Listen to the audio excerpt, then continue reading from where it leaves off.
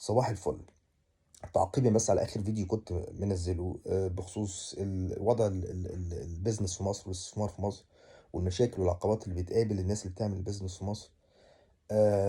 أنا مش في وضع هنا إن أنا أهاجم، لأ، أنا باحاول أنقل تجربتي للناس عشان ما يحصلش معاهم زي ما حصل معايا بالضبط.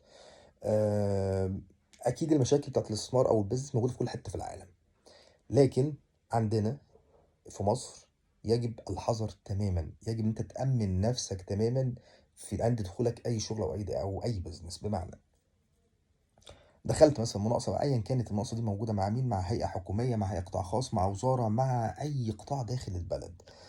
once إن حصل أي drop في الأسعار، أو حصل إن الأسعار زادت فجأة نتيجة بقى أي ظرف اقتصادي بقى، ظرف قهري، تعويم، أي حاجة حصلت، وحسيت إن الأسعار أنت كنت ماضي عليها الأسعار دي هتضيرك بعد كده نتيجة التغييرات الاقتصادية اللي حصلت، القانون عمره ما هيعترف بيها، القضاء عمره ما هيعترف بيها.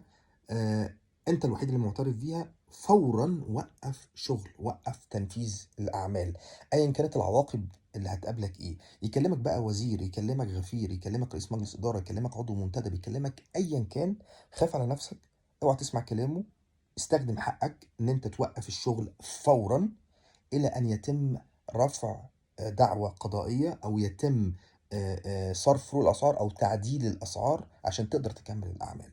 غير كده صدّقني حقك هيروح.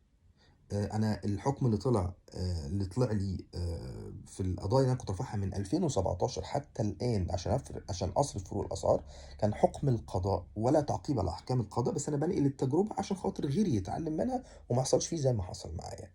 حكم القضاء بيقول لك إيه، أو القانون بيقول لك إيه؟ والله أنت كمّلت، وعشان خاطر خايف على المصلحة العامة، خايف على المصلحة العامة إن أنت بتكمّل، وكنت معتقد إن في حاجة هتحميك وهتجيب لك حقك بعد كده. حضرتك غلطان، حضرتك المفروض كنت توقّف توريد وشغل وتنفيذ أعمال على الفور، وترفع دعوى تصرف مستحقاتك، أو يتعدل الأسعار عشان تقدر تكمّل بيها العقد. القانون بيقول لك كده.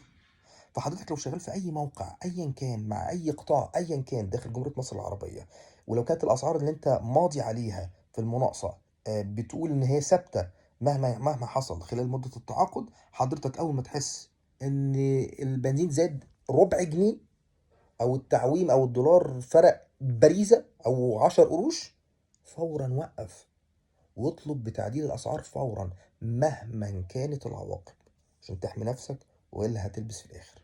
صباح الفل.